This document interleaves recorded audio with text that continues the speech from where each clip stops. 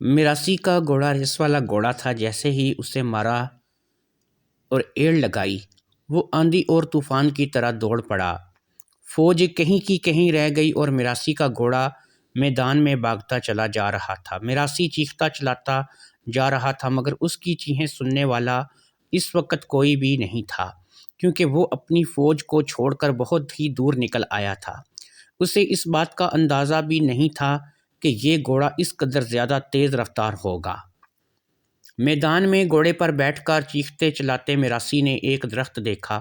اس درخت کا ایک بہت بڑا تنا ایک طرف کو جھکا ہوا تھا۔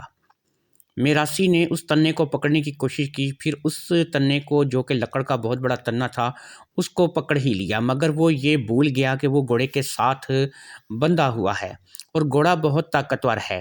جیسے ہی اس نے تنے کو پکڑا، گھوڑے کے زور سے وہ تنا درخت سے اکڑ کر میراسی کے اپنے ہی ہاتھ میں آ گیا۔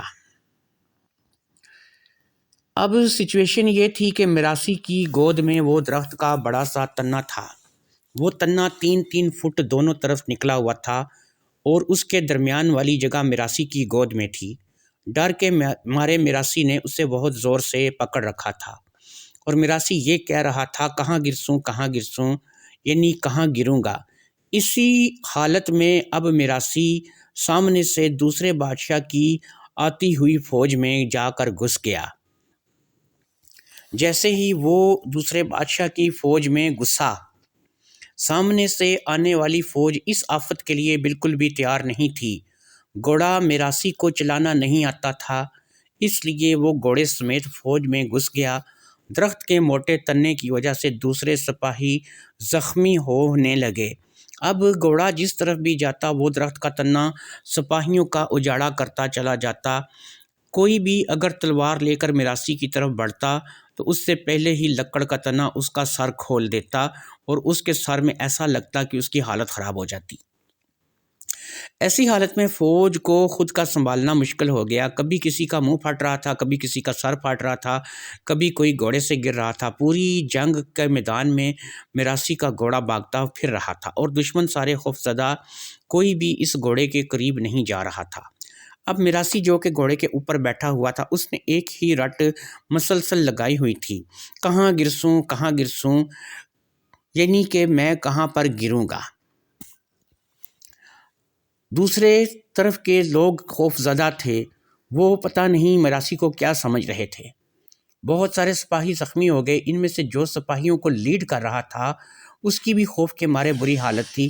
اس نے اپنے ایک ساتھی سے کہا، یہ کیا مصیبت آ گئی ہے ہم پر، ذرا سنو تو صحیح یہ کیا کہہ رہا ہے۔ اس سپاہی نے سننے کی کوشش کی تو اس کو آواز آئی، کہاں گرسوں۔ اب کیونکہ ان کے بادشاہ کا نام بھی گرسوں تھا، تو سپاہی نے اب اپنے سپہ سالار کو آ کے بتایا، یہ تو ہمارے بادشاہ کا نام پکار رہا ہے اور پوچھ رہا ہے کہ تمہارا جو بادشاہ ہے گرسوں، وہ کہاں ہے۔ یہ تو ہم سے بات ہی نہیں کرنا چاہتا، یہ تو سیدھا سیدھا ہمارے بادشاہ کو ہم سے مانگ رہا ہے۔ اب سپہ سالار نے سپاہی کو بادشاہ کے پاس بھیجا اور اس نے جا کر بادشاہ کو ساری صورتحال بتا دی۔ ساری بات سن کر بادشاہ بے حد پریشان ہو گیا۔ اس نے سوچا، جب ایک جنرل 12 مار میری فوج کی یہ حالت کر سکتا ہے تو بادشاہ کی باقی فوج کیا کرے گی۔ اس بادشاہ نے سپاہی سے کہا، سب لوگ ایسا کرو کہ گرفتاری دے دو۔ اب بس یہی صورتحال رہ گئی ہے کہ اس میں ہماری جان بچ سکتی ہے، ورنہ دوسری شکل میں یہ ہمیں مار دے گا۔ دوسرے بادشاہ کی فوج ابھی بہت ہی دور تھی۔ انہوں نے دیکھا کہ جنرل 12 مار دوسرے بادشاہ یعنی دشمن بادشاہ کی فوج کو آگے لگائے ہوئے چلا آ رہا ہے۔ اب اس بادشاہ کی تازہ دم فوج نے آگے بڑھ کر ان سب کو گرفتار کر لیا۔ تھوڑی ہی دیر میں سب بادشاہ کے دربار میں پہنچ چکے تھے۔ قیدیوں کو قید خانے میں بھیج دیا گیا اور جنرل 12 مار کو بادشاہ کے سامنے پیش کر دیا گیا۔ بادشاہ نے تخت سے نیچے اتر کر جنرل 12 مار کو اپنے گلے سے لگا لیا، کیونکہ فوج نے بادشاہ کو ساری صورتحال بتا دی تھی کہ فوج نے جو جنگ لڑی ہی نہیں تھی، ساری جنگ اکیلے جنرل 12 مار نے ہی لڑی تھی۔ بادشاہ جنرل 12 مار سے بے حد خوش تھا۔ اس نے جنرل 12 مار سے کہا، اب تمہیں پتہ ہے میں تمہیں کون سا عہدہ دینے والا ہوں۔ دیکھو جنرل 12 مار، میری ایک ہی بیٹی ہے، میرا کوئی بیٹا نہیں ہے۔ میں اکثر سوچا کرتا تھا کہ میرے بعد میری سلطنت کا وارث کون ہوگا، یہ اتنی بڑی سلطنت میں کس کے حوالے کر کے مروں گا۔ لیکن آج تمہاری وجہ سے میں اس نتیجے پر پہنچا ہوں کہ آج یہ میری فکر بھی ختم ہو گئی ہے۔ میں اپنے بعد تمہیں اس سلطنت کا بادشاہ مقرر کروں گا اور آج ہی میں اپنی بیٹی کی شادی تم سے کر دوں گا۔ آج سے تم میرے داماد ہو اور میری اس پوری سلطنت کے وارث ہو۔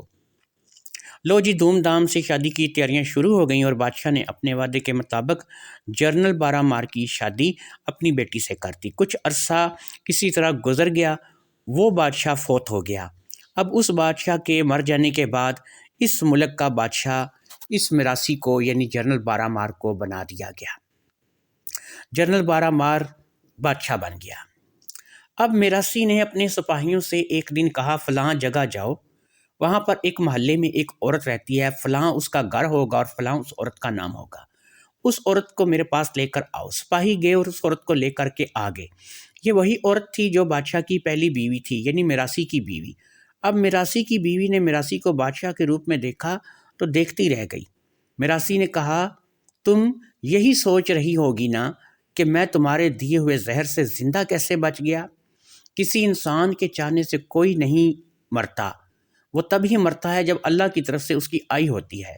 تم نے میرے لیے گڑھا کھودا تھا، اللہ نے مجھے بادشاہ بنا دیا۔ تم آج بھی وہیں پر ہو اور میں اس ملک کا بادشاہ بن گیا ہوں۔ میں نے تم سے کوئی بدلہ لینے کے لیے نہیں بلایا، بلکہ اس لیے بلایا ہے کہ میں تمہیں طلاق دے کر اپنی زندگی سے آزاد کر سکوں۔ تو میں تمہیں طلاق دیتا ہوں، آج سے تمہارا میرا کوئی رشتہ نہیں۔ اگر تم تھوڑا صبر کر لیتی اور میری قسمت میں اسی طرح کسی ملک کا بادشاہ بننا لکھا ہوتا تو آج تم میری ملکہ ہوتی اور ہم دونوں مل کر اس ملک پر حکومت کرتے، مگر تم وہیں کی وہیں رہ گئی اور اللہ نے مجھے بادشاہ بنا دیا۔ ٹھیک ہے، یہاں سے چلی جاؤ، میری زندگی سے بھی چلی جاؤ، تم اپنے گھر خوش، میں اپنے گھر خوش۔ دوستو، جو اللہ پر یقین رکھتا ہے اور صبر کے ساتھ چلتا رہتا ہے، اللہ اس کی ضرور سنتا ہے۔ اگر وہ میراثی کو مارنے کی کوشش نہ کرتی اور تھوڑا سا صبر کر لیتی تو آج وہ بھی اس ملک کی ملکہ ہوتی، لیکن اس کی لالچ نے اور اس کے جلد بازی نے اسے خراب کیا۔ امید کرتا ہوں آپ کو یہ کہانی بہت پسند آئی ہوگی اور جنرل بارہ مار کی کہانی کا یہاں پہ اینڈ ہو گیا ہے۔